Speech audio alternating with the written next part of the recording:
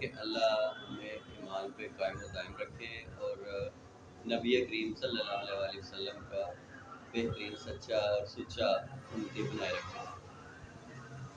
میرے دوستو، آج ہم بات کر رہے ہیں ٹرانسجینڈر، جو ایکٹ ابھی کافی نیٹ پہ سوشل میڈیا پہ وائرل ہو رہا ہے۔ اس کا آپ سن بھی رہے ہیں، اس کی حقیقت کیا ہے، ٹرانسجینڈر بل ہے کیا، اصل حقیقت کیا ہے اور اس کی مخالفت کیوں ہو رہی ہے۔ یہ بل خواجہ گاؤں کا تھا، تو اس کے حقوق جو کہ 2018 میں یہ بل منظور بھی ہو چکا ہے، پاس بھی ہو چکا ہے، مگر اب اس میں جو ترمیم کی گئی ہے یا اس میں جو لحاظ دیا جا رہا ہے، لوگوں کو سہولتیں دی جا رہی ہیں، اگر مرد عورت کو صرف خواہش کی بنیاد پہ جنس بدلنے کے لیے جنس بدلنے کا قانونی جواز فراہم کیا جا رہا ہے، ساتھ یہ بھی لکھا گیا ہے کہ ہر وہ شخص جس کی عمر 18 سال یا اس سے زیادہ ہے، وہ حق رکھتا ہے کہ وہ اپنی جنس کا تعین کرے۔ اب میرے عزیز مسلمان دوستوں بھائیوں، ہم باشعور ہیں اور ماشاءاللہ پاکستان اسلامی جمہوریہ پاکستان میں رہتے ہیں، مملکت اسلامی جمہوریہ پاکستان۔ تو اس کا کیا مطلب ہے؟ ہمیں شریعت سے خوف ڈر نہیں آ رہا، یا ہمیں وہ اللہ معاف کرے، ہمیں قرآن و حدیث کی جو چیزیں ہم بھول چکے ہیں، اس کے قوانین کو بھول چکے ہیں؟ میں کوئی مفتی تو نہیں ہوں، ڈاکٹر ہوں، تو میرا دل ہے کہ اس پہ بولنا چاہیے، ہر مسلمان کو بولنا چاہیے، ماؤں بہنوں کو بولنا چاہیے، بیٹیوں کو بولنا چاہیے، بھائیوں کو بولنا چاہیے، بزرگوں کو، سبھی کو احتجاجاً یہ بولنا چاہیے۔ تو اس بل میں فائدہ اٹھائے ہوئے پچھلے تقریباً 4 سال میں جنہوں نے فائدہ اٹھایا، وہ تقریباً کم و بیش 22 سے 26 ہزار لوگ ہیں جنہوں نے اس بل سے فائدہ اٹھایا اور اپنی جنس تبدیل کی ہے۔ اور اگر کوئی مرد ہے تو اس نے خود کو عورت لکھوایا ہے، اور نادرا والے مجبور ہیں، چونکہ قانون ہے تو کر رہے ہیں۔ اسلامی جمہوریہ پاکستان میں اس قسم کے قوانین بن رہے ہیں کہ لوگوں کو خبر ہی نہیں ہے۔ کیوں؟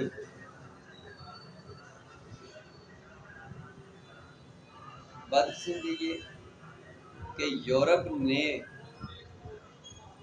یہ قانون نافذ نہیں کیا، ہمارے ہمسایہ ملک بھارت نے بھی ابھی تک اس کا فیصلہ نہیں کیا۔ انہوں نے اپنا سارا جو نظام ہے، اس فیصلے کو ماننے کے لیے انہوں نے ایک میڈیکل بورڈ تشکیل دیا ہوا ہے کہ وہ فیصلہ کرے گا کہ آیا وہ شخص خواجہ سرا ہے یا نہیں۔ مگر بدقسمتی ہمارے ملک میں یہ فیصلہ اسی شخص کے ہاتھ میں دے دیا گیا ہے جو اپنی جنس تبدیل کرنا چاہتا ہے۔ یعنی کہ آپ سمجھ رہے ہیں کہ مسلمانوں نے وہ قانون اسی کے ہاتھ میں دے دیا ہے جس کو اپنی جنس سے نفرت ہے۔ اگر کوئی مرد ہے تو وہ چاہتا ہے کہ میں عورت ہوتا، اس کی خواہش پہ متاثر ہے، اس کی خواہش پہ رکھا گیا ہے کہ اس کی یہ چاہت ہے کہ وہ عورت ہوتا، تو نادرا کے آفس میں جائے گا، جا کے کیا کرے گا کہ وہ اپنا کہے گا کہ نادرا آفیسر سے کہ میں اپنی جنس تبدیل کرنا چاہتا ہوں، یا مجھے مرد سے عورت بنا دیا جائے، یا عورت ہے تو مرد بنا دیا جائے۔ اس کی جنس کا تعین اس نے خود کرنا، چاہے وہ مرد ہے چاہے وہ عورت ہے۔ ہو گیا۔ اس کے بعد اس کا جو نام ہے، فار ایگزامپل وہ ساجد ہے تو اس کا نام ساجدہ لکھ دیا جائے گا، عورت بنا دیا جائے گا، بن جائے گی۔ وہ چاہے اس کے بعد اس لڑکے یا اس لڑکی کی مرضی ہے، ظاہر ہے اب ایک مرد عورت بنا ہے تو اس نے کسی مرد سے شادی کرنی ہے، چونکہ ہے تو وہ مرد، یعنی مرد مرد سے شادی کر لے گا. اور ابھی سوشل میڈیا پہ وائرل بھی ہوا ہے پچھلے دنوں 2-4 دن پہلے کہ ایک لڑکے نے ایک لڑکے سے شادی کر بھی لی ہے. ہمارے ملک میں پہلے کوئی کم مفاد نہیں ہے. ہم پہلے ہی مسلمان جو ہیں اتنے امان کے پکے ہو گئے ہیں کہ ہمیں یہ پتہ ہی نہیں چل رہا، ہمیں یہ سوچ ہی نہیں آ رہی کہ یار ہمارے ملک میں ہم پر یہ ساری قحط سالی قحط کس وجہ سے کیوں پڑ رہے ہیں. کبھی کسی نے دھیان ہی نہیں دیا، حالانکہ یہ سوچنے والی بات ہے.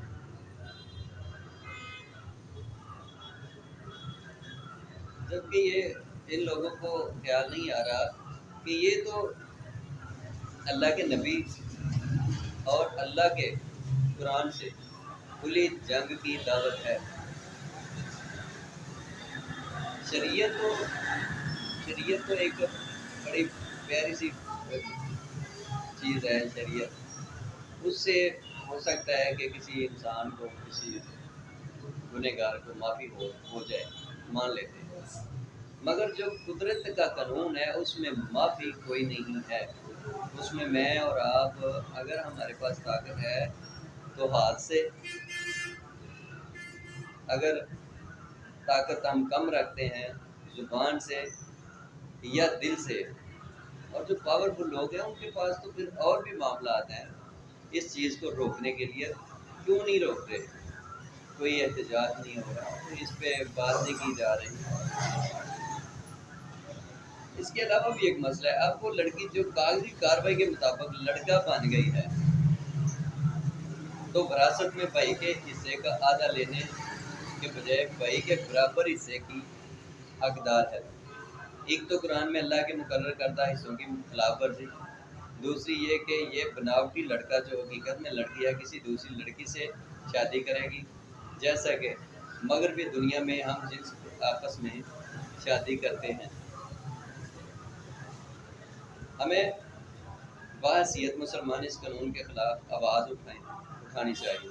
اگر پر وقت قوم لوط کے اس فتنے پر قابو نہ پایا گیا تو یہ اجتماعی طور پر اللہ کی نافرمانی ہوگی. یاد رہے ایسے حالات میں اللہ تعالیٰ صرف ان کو ہی نہیں پکڑتا جو گنہگار ہوتے ہیں، بلکہ عذاب ان پر بھی آتا ہے جو گناہ ہوتا ہوا دیکھ کر اپنے ہاتھ زبان قلم تلوار طاقت سے نہیں روکتے. تو میرے بھائیوں، بات چیت اس میں بہت ساری باتیں ہیں، مگر میں نے یہ تحریر لکھ کے میں بولوں شاید جذبات میں آ کے کچھ لفظ ایسے بول دیے جاتے ہیں کیونکہ ہم مفتی نہیں ہیں.